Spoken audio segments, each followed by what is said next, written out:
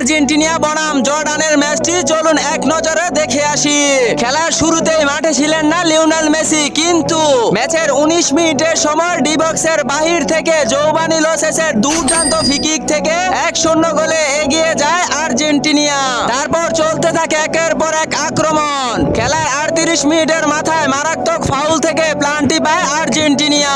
সেই প্লান্টিক থেকে লাউতারো মার্টিনেজের দুর্দান্ত গোলে 2-0 গোলে এগিয়ে যায় আলবিসেলেস্তেরা।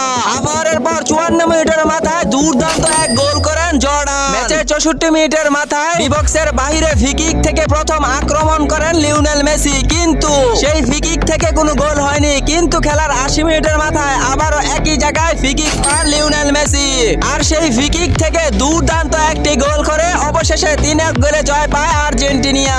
একদিকে আর্জেন্টিনা 3টি ম্যাচে জয় লাভ করে পয়েন্ট টেবিলের শীর্ষে, অন্যদিকে 3 ম্যাচে 6 গোল করে আবার